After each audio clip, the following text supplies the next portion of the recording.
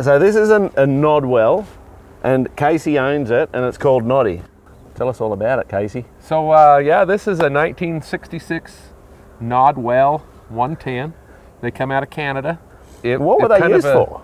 Well, it was kind of an all-season, like for the military. They get in the muskeg and the muds and the bog up there, swamps and stuff. And okay. So they designed it to get through that real soft, muddy muskeg in the in the Northwest Territories up there in Alaska. Yeah. Well, I mean, with these tracks and the way they've done it, you're going to have a reasonable amount of traction, but you've got a good flotation with that conveyoring in between there. Yeah, so these are called D-dent grousers, and then they use just rubber belting for the track, so its simplicity of it is genius. They still make these today. They still do the same design on the tracks. Yep. So this machine has about 40 inches of track, and it's 17 feet long, so it has really, really good flotation. Yeah. How much does it weigh? It weighs about 11,000 pounds. So that's a bit under, probably about 5 metric tons. That's a very rough calculation there. Now I'm noticing that the way these tracks are designed, that essentially this part of it really takes the weight until you get into the soft stuff. Yeah, is that fair?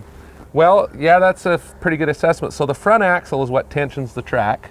Oh, okay. So the front tire is actually foam filled, and then as you start to come onto something, it'll obviously put pressure right on that front corner, but then it distributes that weight clear through the whole system, the whole drivetrain. So it's pretty interesting how it just displaces your ground pressure.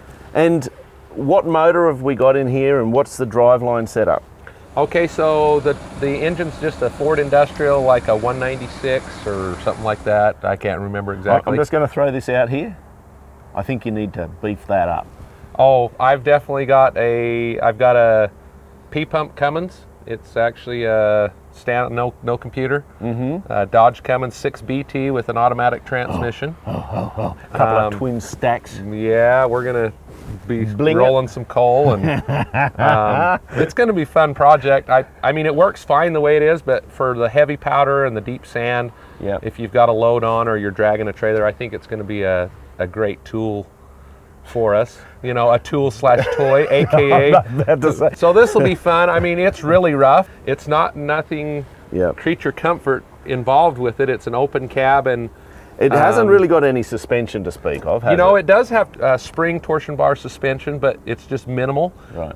You can move along on the smooth sand pretty good, but you get into the rocks, you just need to slow way down, or you'll, hit the roof a little bit. But so what's happening here today is, Casey, I've never laid eyes on this until now. And about 10 minutes ago, he sent me a text message and said, "Have you got half an hour?"